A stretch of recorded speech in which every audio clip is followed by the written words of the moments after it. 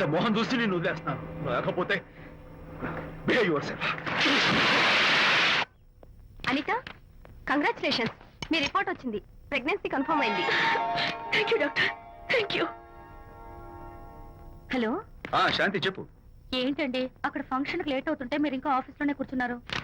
Sorry శాంతి, అనుకోకుండా RTS తో నాకు మీటింగ్ పడింది, నేను ఫంక్షన్ రావడం కుదరదు, నువ్వు వెళ్ళరా. ఒకవేళ మీటింగ్ త్వరగా అయిపోతే మీరు డైరెక్ట్ గా ఫంక్షన్ కి వచ్చేయండి. అలాగే. అనిత అనిత అనిత ముగ్గుడిని కొట్టించిన వీర వనిత, ఏం చేస్తున్నావే? ప్రకాష్, ఏమైంది? ఏమైందా? నువ్వు చేసిన పనికి గుండె మండిపోయి తాగొచ్చాను కాబట్టి నా ఇష్టం వచ్చినట్టు అవుతాను. నేనేం చేశానండి? ఏం యాక్టింగ్ చేస్తుందండి. నువ్వు నువ్వు ఆ విజయ్ గారితో నన్ను కొట్టించలేదు. ఏంటి మీరు మాట్లాడేది? నా లైఫ్ నా ఇష్టం, నాకెంతమంది ఫ్రెండ్స్ ఉంటారు. అడగడానికి నువ్వెవరు, కొట్టడానికి వాడేవాడు. అయినా నాకు తెలియగడుతాను, నీకు మగ ఫ్రెండ్స్ ఉండొచ్చు, నాకు ఆడ ఫ్రెండ్స్ ఉండకూడదా? తప్ప? మీరు చేస్తున్న చెడు స్నేహాలు ఖచ్చితంగా తప్పే. ఓహో, అందుకే నన్ను కొట్టించావన్నమాట. అయ్యో, నేను కొట్టించడం ఏంటండి?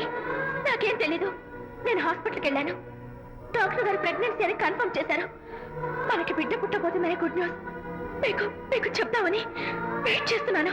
No no no no no no, మనక్క బిడ్డ పుట్టబోయేది నీకు. నీకు ఏంటండి అలా అంటారు? ఎస్, నీ కడుపులో బిడ్డకి తండ్రి నేను కాదు, ఆ విజయ్ గారు.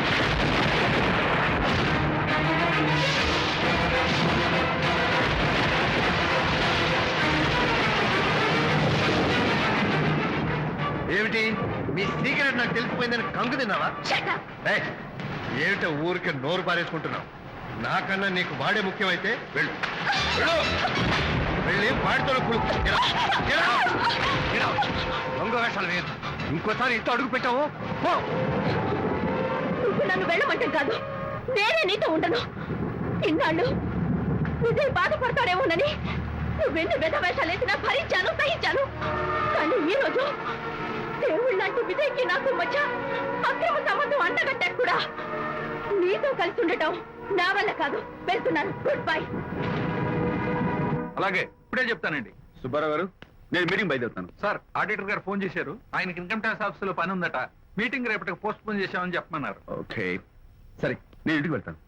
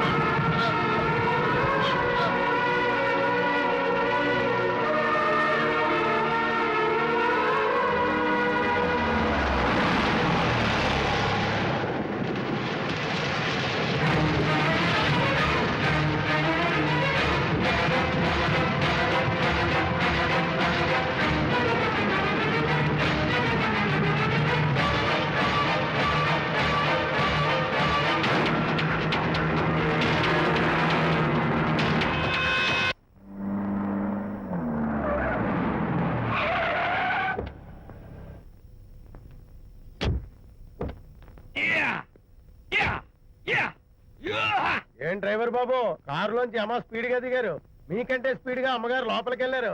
ఏంటి స్వీట్ లాంటి కాపురంలో కారం చల్లడాక? హలో మిస్టర్, పెద్దవాళ్ళ విషయాల్లో తలదొచ్చొద్దు. వంటవాడి రేంజ్ లోనే ఉండు. రే, నువ్వు డ్రైవర్ ఏమో గాని నేను వంటోండి కాదురా, ఈ ఇంటోండి. ఎవరెవరు ఎలా మంటలు పెడుతున్నారో నేను చూస్తున్నాను రా. ఓహో, వీడికి మామూలు టచ్ ఇస్తే కుదరదు, టైటానిక్ టచ్ ఇవ్వాల్సిందే.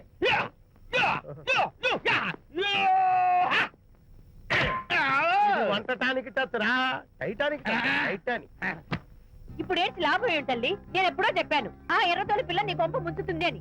నా మాట విన్నావా? వాళ్ళిద్దరు స్నేహితులు మమ్మీ అంటే నా మాట కొట్టి మారేశావు. ఇప్పటికైనా మించిపోయిందేం లేదు.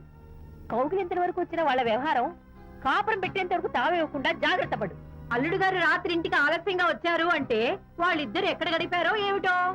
నీ ఆయన లేవగానే నిలదీసి అడుగు. ఏడిస్తే మగాళ్ళు లొంగరు, ఎదిరించాలి. అప్పుడే మన దారిలోకి వస్తారు. అర్థమైందా? అమ్మగారు, ఐడియా గొప్పగానే ఉంది కానీ లోగడ ఇలాగే అనుకుని మా ఆవిడ నన్ను ఎదిరిస్తే గోపకు ఇయ్యం అనిపించి విడాకులు ఇచ్చేశాను. టోటల్ గా మ్యాటర్ రివర్స్ అయిపోతాం ఆలోచించండి. నీ పని నువ్వు చూసుకో. నేను అదే అంటున్నాను అమ్మగారు, ఎవరి పనాలు చూసుకోవడం మంచిదే, లేకపోతే బతుకు పాసెట్టేసిన బిర్యానీ అయిపోతాయి.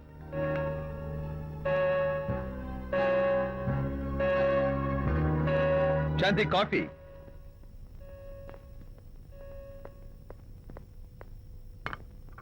Good morning.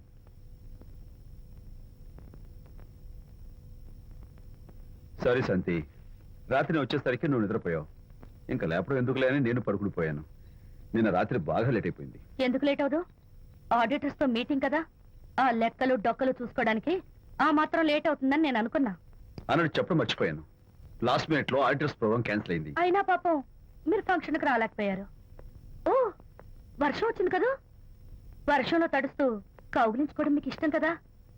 ఏ ఫ్రెండ్ కౌగిట్లోనో ఇరుక్కుపోయి ఉంటారు. ఏమిటి శాంతి, ఏమిటి అర్థం లేని మాటలు? మీ నడి రోడ్డు భాగవతం చూశానండి. ఓ అదే, పాపం అనిత రాత్రి వాళ్ళ ఆయనతో గొడవపడి ఇంట్లోంచి బయటకు వచ్చేసింది. సరిగ్గా అదే సమయానికి నాకు ఆడిటింగ్ క్యాన్సిల్ అయ్యి నీతో పాటు ఫంక్షన్కి వద్దామని ఇంటికి వస్తుంటే దారిలో ఎదురుపడింది. తన బాధంతా చెప్పుకుంది. నేను ఓదార్చాలంటే మరి అంత గట్టిగా కౌగిలించుకుని ఓదార్చాలని నాకు తెలియదు. ఏం శాంతి అలా మాట్లాడతావు? అవునండి, నేను మాట్లాడింది తప్పే. ఆవిడ గారు మీరు క్లోజ్ ఫ్రెండ్స్, మీకు ఆవిడకి మధ్య చాలా ఉంటాయి. అవన్నీ మీరు నాకు చెప్పవద్దు, నేను విన్నవద్దు.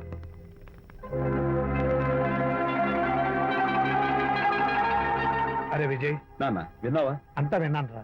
దీనికి అంతటికి కారణం అనిత. అనిత అంటే అనితో ఫ్రెండ్షిప్ మానేమంటావా? శశా, అలా ఎందుకంటాను? మీ భార్యాభర్తల మధ్య ఇలాంటి అపార్థాలు రాకుండా ఉండాలంటే ఆ ప్రకాష్ నాకు చెప్పి వాళ్ళిద్దరిని ఒకటిగా చేయాలి. లేదు నాన్న, ఆ ప్రకాష్ గారు ఉత్తర రోగ్. పైగా నేను వాడి దగ్గరికి వెళ్తాను, అనితకి ఏం మాత్రం ఇష్టం నువ్వు వెళ్ళొద్దు, వెళ్ళి ఆవేశపడతావు, మళ్ళీ గొడవలు వస్తాయి. పెద్దవాడిని నేను ఉన్నాను కదా, ఎలా సగదిద్దారో నాకు వదిలేస్తాయి. ప్రకాష్, నువ్వంటే చాలా జలస్గా ఉందిరా నాకు. ఏరా ఎందుకని? అమ్మాయిలకి నువ్వంటే క్రేజ్. అంతా నీవంటే పడతారు ఎందుకురా? కచాక్. ఎందుకో తెలుసా? Because I'm the number 1 photographer. That's my style. కచాక్. ఎవడ్రా వాడు?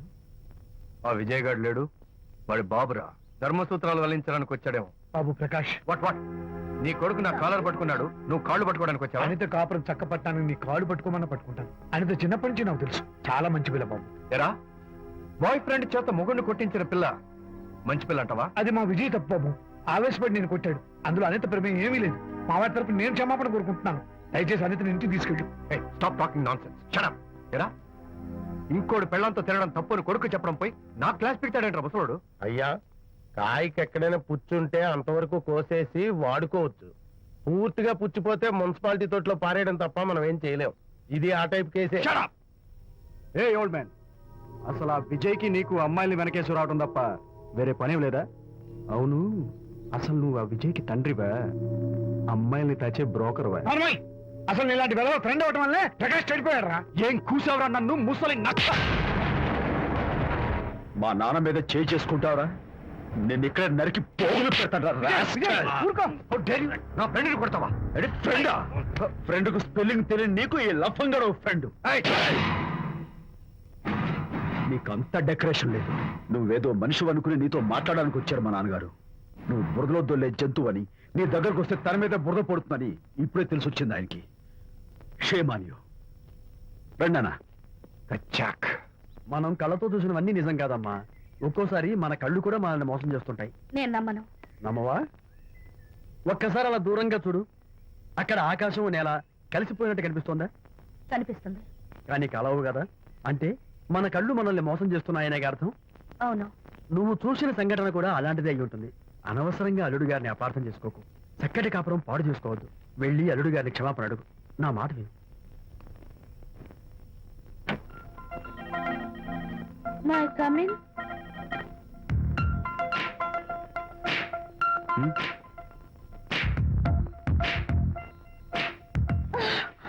I'm so sorry. డెకరేషన్ జారిపోతుంది, ఎవరైనా చూస్తారు. నా మీద కోపం పోయిందా? ఆ, జరిగిందంతా మర్చిపోతారు కదూ? ఆ, మర్చిపోతాను. ప్రామిస్.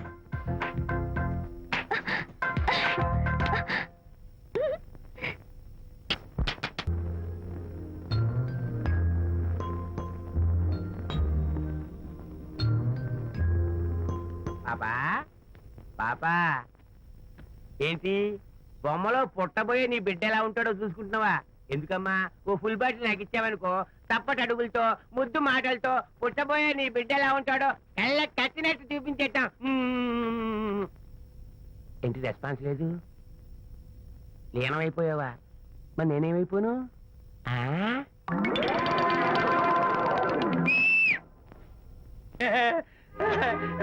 భగవంతుడు బాట్లు అనేక రూపాల్లో కనిపిస్తారట.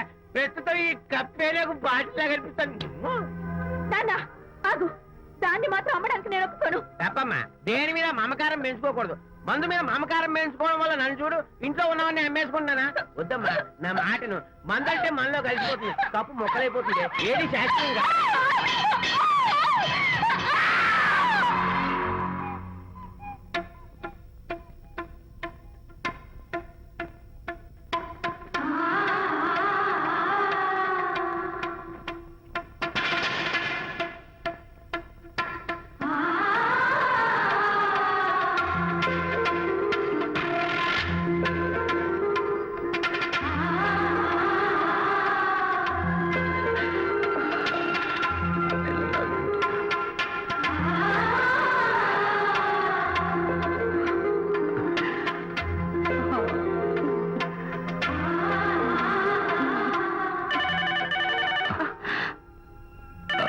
One sec.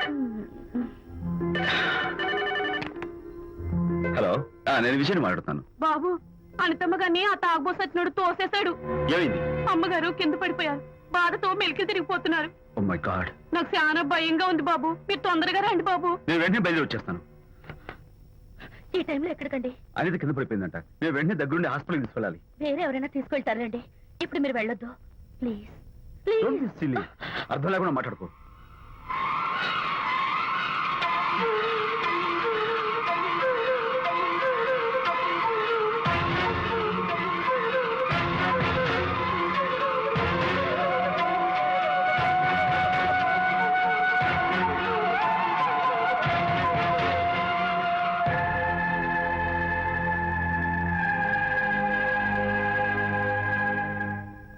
డాక్టర్, అనితకి నథింగ్ టు వరీ. కాలికి దెబ్బ తగిలింది కాబట్టి పర్వాలేదు. అదే కడుపుకు తగిలింటే అబార్షన్ అయి ఉండేది. Thank God. Anyhow she's lucky. చూడండి, నెలలు నిండుతున్న కొద్దీ మీరు మీ షీస్ మై ఫ్రెండ్ డాక్టర్.